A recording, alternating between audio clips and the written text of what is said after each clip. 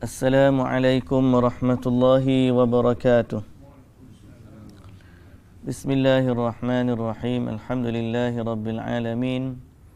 Wassalatu wassalamu ala ashrafil anbiya'i wal mursalin nabiyyina Muhammadin wa ala alihi wa sahbihi ajma'in. Rabbi shrah li sadri wa yassir li amri wahlul 'uqdatan min lisani yafqahu qawli, amma ba'du. Alhamdulillah, puji dan syukur bagi Allah Subhanahu wa taala, Tuhan sekalian alam. Selawat serta salam atas Nabi junjungan kita Nabi Muhammad sallallahu alaihi wasallam, juga atas ahli keluarga baginda, para sahabatnya dan para pengikutnya sehinggalah ke hari kiamat. Alhamdulillah. Baik, pagi ini kita baca dari surah Yusuf, bermula dari ayat 41. A'udzu billahi minasy syaithanir rajim.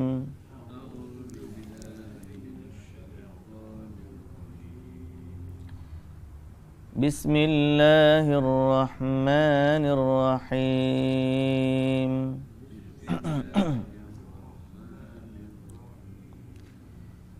يا صاحبي السجن أما أحدكما فيسقي ربه خمرا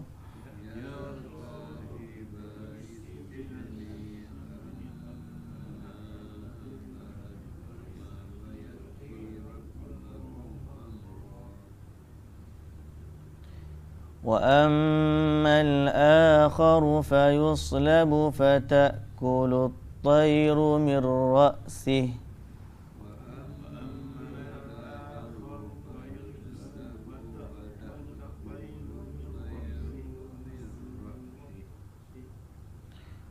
قضي الأمر الذي فيه تستفتيان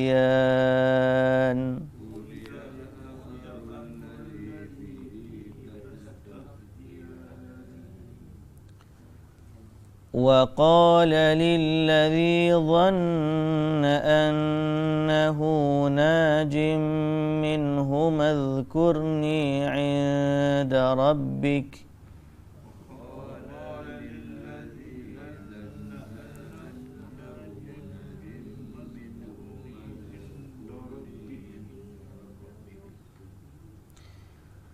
فأنساه الشيطان ذكر ربه فلبث في السجن بضع سنين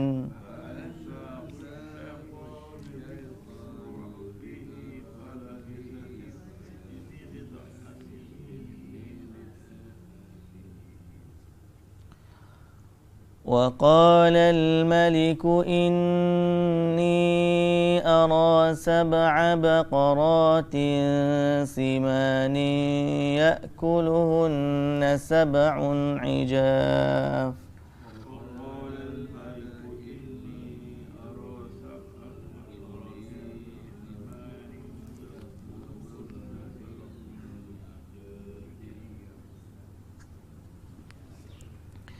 و7 سنبلات خضر وأخر يابسات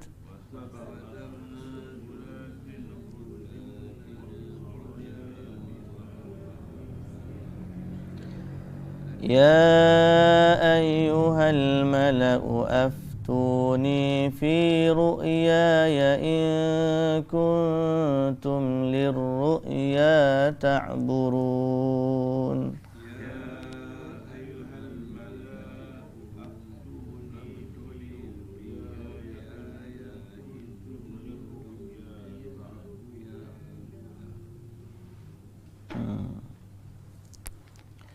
Baik, bismillahirrahmanirrahim. Puji dan syukur bagi Allah Subhanahu wa taala. Selawat dan salam atas Nabi junjungan kita Nabi Muhammad sallallahu alaihi wasallam, juga atas ahli keluarganya, para sahabatnya dan para pengikutnya sehinggalah ke hari kiamat. Alhamdulillah. Hari ni hari Jumaat. Cepatnya masa berlalu. Duk rotik lagu tu ya. Dan PKP kita ni sejak daripada bulan 3 sampai hari ni bulan 11. Kira-kira berapa bulan dah? 8 bulan. 3, 4, 5, 6, 7, 8, 9, 10, 11. Kat 9 bulan. Masa lama tapi cepatnya berlalu. Kita ni pejajelek hari Jumaat dah. Hari Jumaat dah. Masa duk gitu je cepatnya masa berlalu. Jadi perbanyakkanlah selawat kepada Nabi sallallahu alaihi wasallam di hari Jumaat ini. Semoga Allah Subhanahu wa taala menjadikan kita orang yang meroleh syafaat Nabi sallallahu alaihi wasallam di hari akhirat kelak. Baik, kita sambung bicara pada surah Yusuf. Pada ayat yang ke-41. Kata Allah Subhanahu wa taala menceritakan kisah Nabi Yusuf. Setelah daripada dia masuk penjara, bertemu dengan 2 orang rakan sepenjaranya. Kemudian dua orang tu bermimpi dan tanya mimpi kepada Nabi Yusuf, dan kita dah sebut bagaimana Nabi Yusuf berdakwah kepada mereka kepada Islam. Lalu setelah daripada dia ajak, kemudian dua-dua tu ataupun setelah itu dia pun mentafsirkan mimpi. Apa kata dia? Ya sahibai sijni, wahai sahabat sepenjaraku, amma ahadukuma fayasqi rabbahu khamra. Takbir mimpi kamu ialah salah seorang daripada kamu akan memberi minum arak kepada tuannya. Tuannya akan memberi minum arak kepada tuannya. Tuannya di sini raja lah. Wa ammal akharu, adapun seorang lagi, maka dia akan dipalang, yakni disalib, serta burung pula akan memakan dari kepalanya. Mana dia akan disalib sampai mati, sehingga burung patuk kepala dia yang telah mati. Qudiyal amru, telah selesailah, yakni tetap berlaku apa yang kamu tanyakan itu. Keputusan telah pun dibuat dan itu pasti berlaku. Keputusannya telah dibuat dan itu pasti berlaku. Baik, kita berdasarkan ayat ini, tafsir ini, kita tahu bahawa yang satu dibebaskan dan akan pergi kepada raja dan akan jadi orang yang memberi raja minum. Kerja balik. Seorang lagi akan dibunuh, dihukum salib, kemudian mati di atas salib tu.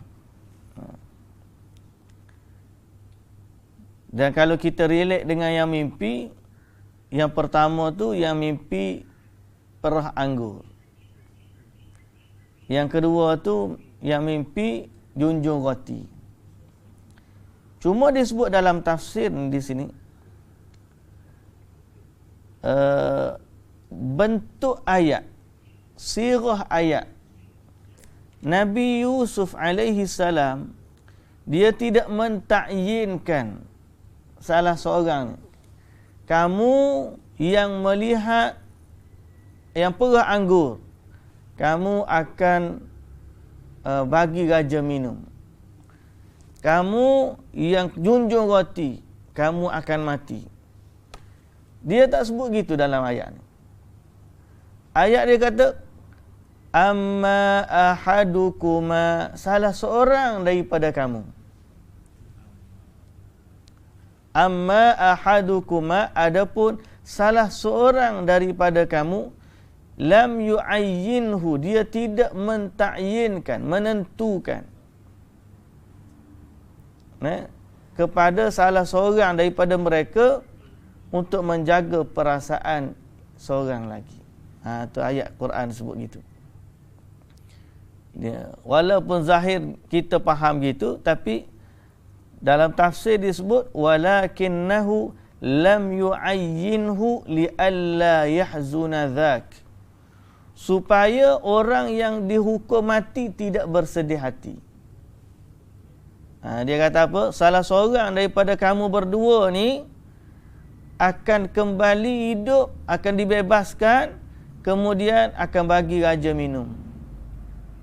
Akan memberi raja minum arak. Mana dia akan hidang kepada raja arak. Salah seorang ni akan bebas, kemudian dia akan duduk di samping raja, dia akan hidang arak kepada raja. Dan seorang lagi dia tak sebut juga. Seorang lagi dia kata wa ammal akhar, adapun yang seorang lagi, dia akan mati, kemudian disalib, dia akan dihukum, kemudian disalib sampai mati, kemudian dia akan mayat dia dimakan burung. Tak sebut salah seorang tu related to mimpi kerana bimbang, sedih akan orang yang dihukum bunuh. Itu dari sudut bahasa. Mungkin dua orang tu dia tahu dah dia siapa. Cuma kita kadang-kadang kita jaga dari sudut bahasa. Para nabi ni bahasa mereka sangat terjaga kerana wahyu. Allah Ta'ala menjaga perkataan mereka. Jadi kita panggil istilah berlapik. Cakap ni berlapik. Kita tahu dah dia tu gini-gini, tapi kita sebut dalam bahasa yang tidak menyinggung hatinya. Macam cikgu ni, awak ni bodoh ni, perasa tak pah depan ni. Dia tak ayat lagu tu. Awak ni kena ngaji sungguh sikit. Nanti kalau lagu ni juga cikgu bimbang, payah nanti periksa untuk lulus. Bahasa dia. Ayat tu kena berlapik. Ni gak awak ni bodoh. Tak pah periksa ni. Bahasa tu kasar lah. Walaupun kadang-kadang mungkin budak tu malas belajar, dia kemampuan dia setakat tu je. Betul tak? Kadang-kadang di sudut perkataan ni memberi power of word. Kadang-kadang sebab dia berkata, orang panggil, saya tengok speech yang viral, dia berjaya pertandingan public speaking. Dia kata dia ada seorang kawan, nama dia Nasar, orang Arab lah. Dia ni, ayah dia very strict lah. Dia pun family dia educated. Jadi dia struggle untuk membanggakan ayah dia. Dan ayah dia pula very busy man, sibuk sangat. So apa saja dia buat tak kena di mata ayah dia. Sampai satu tahap dia masuk universiti dah, kemudian dapat straight A. Dia masuk straight A. Dia rasa ni lah perkara yang boleh membanggakan ayah dia. Dia telefon ke ayah dia. Dia kata, "Dad, aku dapat straight A." Ayah dia kata, "Sorry, I'm busy." Sorry, I'm busy. I'm busy, dia kata. I'm busy dia tu menyebabkan perkataan tu satu. Dia dah berusaha siang malam nak penuhkan hasrat ayah dia. Tapi bila dia dapat sesuatu yang boleh membanggakan ayah dia just kata, I'm busy. Maknanya ayah dia tak appreciate dia lah pada dia. Maka dia tukar kehidupan dia. Lepas daripada tu, dia dah rasa, apa aku buat, ayah aku dah tak kisah. So dia berhenti, bukan berhentilah, dia belajar pun tak kisah. Mula ambil dadah. Kemudian akhir sekali overdose. Kemudian masuk ICU, lama-lama meninggal. Sebab dia kata apa dia? I'm busy. Ayah dia kata. Menyebabkan dia jadi gitu sebab ayah dia kata I'm busy. Ayah dia pun tak sangka perkataan tu boleh menyebabkan kematian anak dia. Kadang-kadang perkataan satu ni kita tak sedar. Kena jaga perkataan. Ada seorang, satu kisah inspirasi, seorang cikgu juga. Jumpa anak murid dia. Anak murid dia terima kasih sangat ke cikgu tu. Dia jumpa cikgu tu lepas daripada dia dewasa, dia terima kasih sangat, cikgu telah mengubah hidup saya. Bagaimana cerita dia? Cikgu dia ni masa kecil, masa belajar dululah, dia ada curi barang kawan dia sekelas. Jadi kawan tu tak tahu siapa ambil, mengadu kepada cikgu. Cikgu, ada orang ambil barang saya. Cikgu kata, okey, kita buat spot check. Semua bangun berdiri. Semua bangun berdiri, semua pejam mata. Cikgu pun start check poket seorang. Sampai habis satu kelas. Lepas tu budak ni duduk debar. Dia pun, cikgu pun pegang poket dia, ada lah poket dia. Dia pun, cikgu ambil. Kemudian, cikgu raung sampai habis satu kelas. Dia pun, habis, okey sekarang dah boleh buka mata. Buka mata belakang. Sekarang semua boleh duduk. Dia pun duduk takut, debar. Pasal, cikgu ambil barang dalam poket dia. Cikgu pun panggil budak tu, hak hilang, mari sini. Ni, barang ni cikgu jumpa ambil. Siapa ambil? Cikgu tak tahu. Siapa ambil?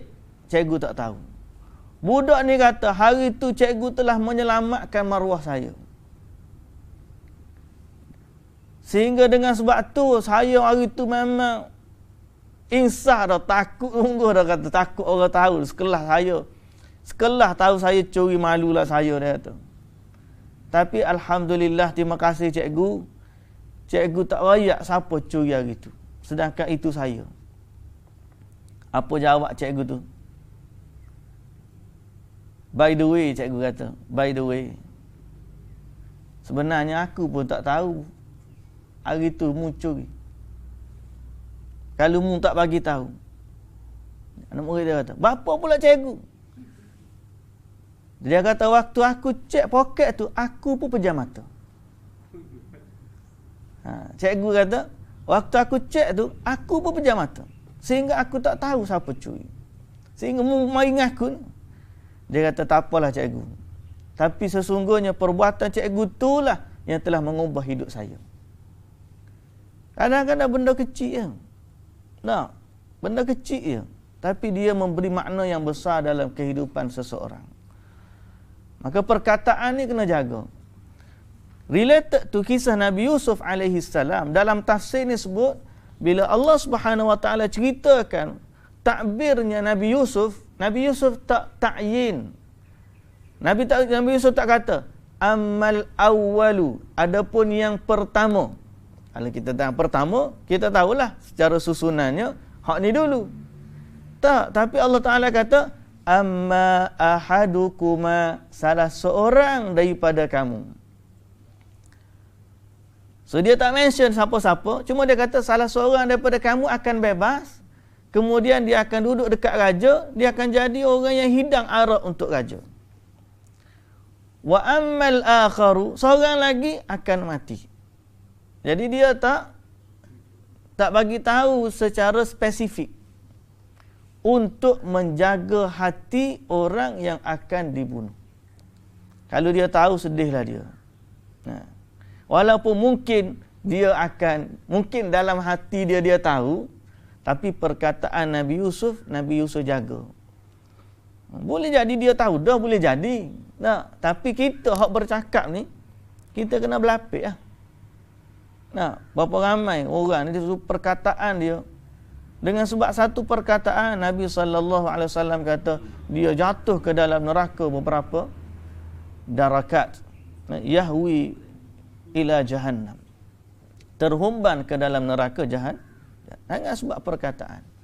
Jadi sebab tu antara iktibar yang kita boleh ambil daripada ayat ini adalah menjaga hati. Jaga hati. Okay? Baik. Kemudian wa qala lilladzi dhanna annahu najim minhuma, berkatalah Yusuf kepada orang yang dia percaya akan terselamat di antara mereka berdua. Disebut dalam tafsir, okey,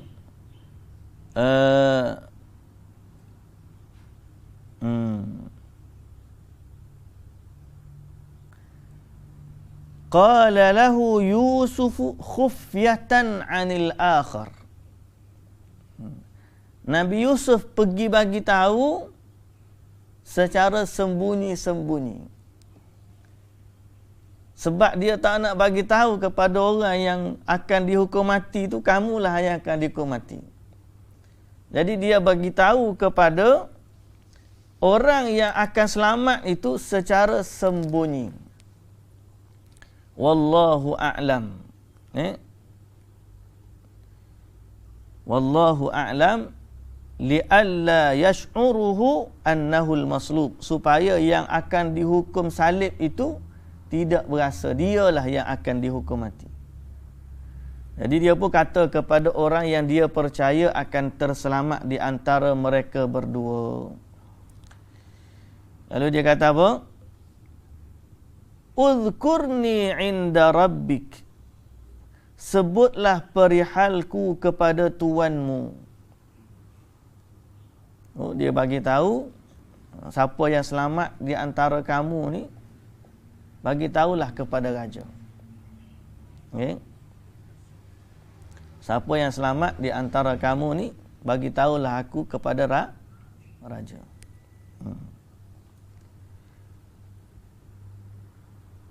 Fa'ansahu syaitan, setelah orang itu selamat atau dibebaskan dari penjara, maka dia pun keluar. Lalu dia dilupakan oleh syaitan untuk menyebutkan hal Yusuf kepada tuannya. Tak ingat, syaitan buat tak ingat. Keluar penjara, tak ingat dah kepada rakan sepenjara. Padahal ada 3 orang je. 1 mati, 1 selamat. Lupa kepada Nabi Yusuf duduk dalam penjara. Falabitha fis sijni bid'a sinin. Dengan sebab itu tinggallah Nabi Yusuf di dalam penjara beberapa tahun. Beberapa tahun ni ulama tafsir sebut apa? Antara 3 hingga 9 tahun. Tetapi berkata Imam Mujahid atau Wahab bin Munabbih, dia kata 7 tahun. Sebagaimana Nabi Ayub sakitnya juga 7 tahun, Nabi Yusuf duduk dalam penjara selama 7 tahun. 7 tahun duduk dalam penjara. Jadi lama tu sebab kawan dia tu keluar lupa nak bagi tahu sang raja bahawa dalam penjara tu ada seorang lagi nama dia Yusuf. Orangnya baik, orang begini agar dibebaskan. Jadi duduk dalam itu lah. Kemudian Allah Subhanahu Wa Taala takdirkan untuk Nabi Yusuf keluar, raja pula mimpi. Raja pula bermimpi. Apa mimpi raja? Sebab apa? Allah Ta'ala nak suruh Nabi Yusuf keluar dengan cara mimpi. Ataupun kenapa Allah bagi raja mimpi? Supaya dengan sebab tu Nabi Yusuf keluar daripada penjara, dan dengan sebab tu Nabi Yusuf diangkat kedudukannya di sisi raja. Jadi Allah ni, dia nak buat gapo pun ada sebab musabab dia. Okey. Jadi Allah Ta'ala ajar Nabi Yusuf ilmu takwil mimpi. Masa dia kecil lagi. Kan? Kemudian masuk dalam penjara, jumpa dengan orang, takbir mimpi orang dalam penjara. Kemudian akhirnya Allah Ta'ala bagi juga mimpi kepada sang raja. Matlamatnya apa? Allah nak angkat darjat Nabi Yusuf. Jadi mimpi. Cara tu, susunan tu sudah ada. Blueprintnya sudah ada. Jadi Allah Azza wa Jalla ni, dia melakukan apa sahaja yang dia kehendaki. Fa'alun lima yurid. Okey. Mudah saja untuk Allah Subhanahu wa taala mengangkat darjat seseorang dan juga menjatuhkannya. Ada sebabnya. Kadang-kadang orang tu nak jadi, orang panggil, kalau orang nak jadi seorang yang berkedudukan, tak masuk tanding, tak masuk tak join parti, tak apa. Tak. Tiba-tiba jadi menteri. Kalau Allah Ta'ala nak.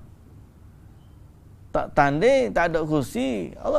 Tapi Allah Ta'ala susun, akhir sekali dipilih jadi menteri, dilantik senator. Jadi menteri. Menteri Kesihatan kita, tak tanding, tapi jadi Menteri Kesihatan. Menteri Agama, tak tanding, jadi Menteri Agama. Menteri Kewangan, tak tanding, jadi Menteri. Yalah, Allah Ta'ala susun. Kerja siapa ni? Kerja Allah. Memanglah ada sebab percaturan manusia A, manusia B, manusia C, orang ni letak jawatan, tukar pula kerajaan, kemudian dilantik ragung pilih pula gitu gini. Tapi semua yang berlaku ni kan, termasuklah dalam pemerintahan, adalah dengan kuasa Allah. Allah Ta'ala kata, Qulillahumma malikal mulki, tu'til mulka man tasha' wa tanzi'ul mulka mimman tasha'. Allah ni raja segala raja. Dia bagi siapa yang dia kehendaki. Wa tanzi'ul mulka mimman tasha', dan dia tarik kekuasaan daripada siapa yang dia kehendaki. Wa tu'izzu man tasha' wa tudhillu man tasha'. Kamu ya Allah hinakan siapa yang kamu nak suruh hina. Kalau siapa nak mulia, kamu muliakan. Biadikal khair, pada kekuasaanmu lah, di tanganmu lah ya Allah segala kebaikan. Jadi Nabi Yusuf, perjalanan hidup dia daripada kecil dicampur dalam telaga. Kemudian dijual sebagai hamba. Kemudian dibeli oleh pembesar Mesir, dijaga sebagai anak angkat. Kemudian digoda oleh isteri pembesar. Kemudian masuk penjara. Duduk dalam telaga berapa hari? 3 hari. Duduk dalam penjara 7 tahun. Tapi lepas daripada tu, rupa-rupanya Allah sediakan semua perjalanan ni untuk Allah lantik dia jadi pemimpin di Mesir. Tengok susunan Allah ni. Jadi macam mana? Dia tak perlu jadi orang dekat dengan raja pun. Dia duduk dalam penjara. Allah bagi raja mimpi, dengan sebab dia takwil mimpi raja, dia dilantik menjadi orang besar dalam kerajaan. Menteri perbendaharaan. Menteri yang menjaga khazainil ard. Menteri, kalau kita kewangan lah. Dia menteri perbendaharaan, kita panggil. Treasury. Baik, jadi Allah Ta'ala pun bagi raja mimpi. Apa mimpi raja? Raja pun mimpi pada suatu hari. Lama ni antara dia lepas orang tu bebas dengan raja mimpi tu ada gap masa lah. Tapi total Nabi Yusuf duduk dalam jara 7 tahun. Wa qala al-malik, pada satu hari Raja Mesir pun berkata, sesungguhnya inni ara fil manam, aku melihat dalam mimpi, sab'a baqaratin simanin, 7 ekor lembu gemuk, ya'kuluhunna sab'un ijaf, dimakan oleh 7 ekor lembu kurus. Lagu mana lembu makan lembu ni? Tak tahulah. Tapi 7 ekor lembu gemuk besar dimakan oleh 7 ekor lembu kecil. Wa sab'a sumbulatin khudrin wa ukhra yabisa. Aku juga tengok 7 biji tangkai hijau dan 7 lagi tangkai kering.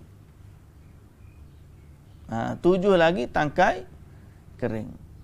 Lalu dia pun tanya pembesar yang ada dekat dengan dia, ya ayyuhal malak, wahai ketua-ketua kaum yang hadir, aftuni fi ru'yaya, tafsirkanlah mimpiku, terangkanlah kepadaku tentang mimpiku ini.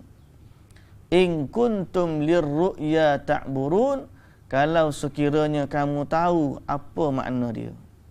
Kalau kamu pandai takbir mimpi, tafsir mimpi, bagi tahulah kepadaku apa makna mimpiku itu. Okey. Jadi apa jawab mereka? Tuanku, ada apa tu? Mainan tidur je. Dia apa? Campur bau. Demikian itu adghasu ahlam. Untuk tafsir mimpi raja pula, muka surat sebelah. Muka surat sebelah minggu depan. Seronok dengar cerita ni. Baik, kita sambung minggu depan. Wallahu ta'ala alam. Subhanakallahumma wa bihamdika, asyhadu an la ilaha illa anta, astaghfiruka wa atubu ilaik. Assalamualaikum warahmatullahi wabarakatuh.